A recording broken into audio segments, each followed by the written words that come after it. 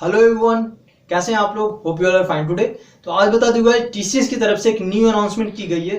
TCS के chairman ने ये एक अनाउंसमेंट की है कि टीसीएस इस साल भी 40,000 फ्रेशर्स और ग्रेजुएट को रिक्रूट करेगी।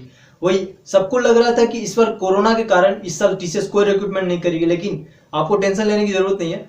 टीसीएस इस साल भी रिक्रूटमेंट करेगी। टीसीएस एनक्यूटी की जो एग्जाम होती थी हर साल, वो इस साल भी होगी। तो टेंशन लेने का नहीं, देने का, ठीक है। लेकिन डेट्स अभी आई नहीं, ऑनलाइन रजिस्ट्रेशन अभी स्टार्ट नहीं हुई है। आपको जब डेट्स आएगी मैं खुद नोटिफाई कर दूंगा, इसलिए चैनल को सब्सक्राइब कर देना, ठीक है, ताकि आपको डेट्स टाइम पे मिल जाए। जान लेते हैं टीसीएस एनक्यूटी है क्या। टीसीएस एनक्यूटी एक तरह का ऑनलाइन मोड है, रिक्रूटमेंट करती है टीसीएस इसके थ्रू। जी हाँ, बेसिकली टीसीएस एनक्यूटी के एग्जाम में दो तरह का एग्जाम होता है। पहला होता है टीसीएस निंजा और दूसरा होता है टीसीएस डिजिटल।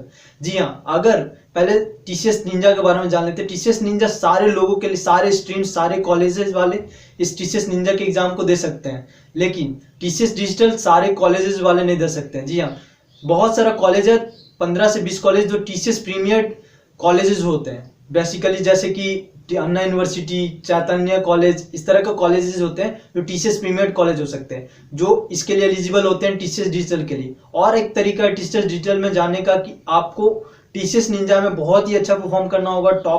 जो टॉप के स्टूडेंट्स होते हैं, जो टॉप 100 स्टूडेंट को या टॉप 200 स्टूडेंट को मौका मिलता है टीसीएस डिजिटल में जाने के लिए। जी हाँ, टीसीएस डिजिटल में उन्हीं लोग को मौका मिलेगा जो टीसीएस निंजा में अच्छे से परफॉर्म करेंगे, उन्हीं को मौका मिलता है। वही बता दूं, सैलरीज की बात करें तो टीसीएस निंजा के थ्रू जाने वाले स्टूडेंट को मिलती है 3.6 to 3.6 लाख रुपीज।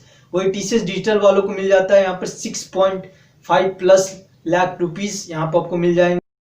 चलिए बात कर लेते हैं टीसीएस की सिलेक्शन प्रोसेस के बारे में। तो सिर्फ आपका ऑनलाइन टेस्ट नहीं होगा, इसके साथ होगा आपका एक interview, second one is managerial interview, fourth one is HR round. उससे पहले जान लेते हैं कि एलिजिबिलिटी क्या है इस एग्जाम को देने के लिए। सबसे पहले आपके पास होना चाहिए full time BE BTech degree. साथ में आप अगर आपने एमएससी किया तो अप्लाई कर सकते हो, एमसीए हो तभी भी आप अप्लाई कर सकते हो। और सबसे इंपॉर्टेंट बात, सारे इंजीनियरिंग स्ट्रीम्स इसके लिए अप्लाई कर सकते हैं। साथ में आपके 60% 11th 12th यूजी पीजी सब में आपका 60% मार्क्स होने चाहिए। सबसे इंपॉर्टेंट और सबसे इंपॉर्टेंट चीज़ है कि 1 बैकलॉग अलाउड होता है, ठीक है। अगर आपका एक बैकलॉग हो तब भी आप इस एग्जाम को दे सकते हो, ये ध्यान रखना है, ठीक है। फाइनल ईयर में हो तब भी आप एलिजिबल हो, आप ये एग्जाम दे सकते हो।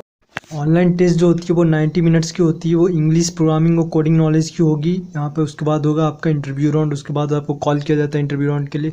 इंग्लिश में नंबर 15 क्वेश्चन होंगे, 10 minute. Quantitative aptitude 15 question 30 minute. Programming 10 minute 20 question.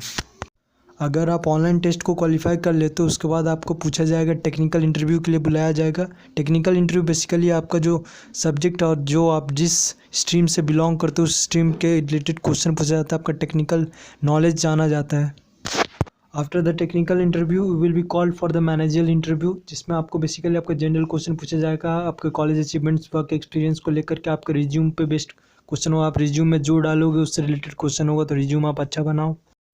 फिर आपको सबसे लास्ट में बुलाया जाएगा एचआर के पास। वहाँ होगा एचआर राउंड। आपका एचआर आपका इंटरव्यू लेगा, आपको सब कुछ उसमें पूछा जाता है, weakness, college achievements, everything related to family, technical interview, सब कुछ इसमें आपसे कुछ भी पूछा जा सकता है। Get prepared.